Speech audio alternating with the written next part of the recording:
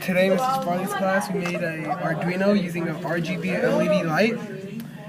We use this red power to power this side of the breadboard with 5 volts of power, and then we use these wires to transfer the power to these buttons. And these buttons are connected to these resistors that are also connected to the RGB LED.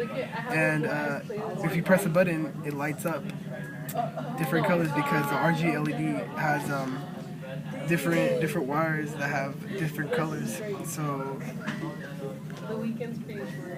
what kind of code did you use there? we used a RGB LED code in order to power up each of the green, red, and blue anodes.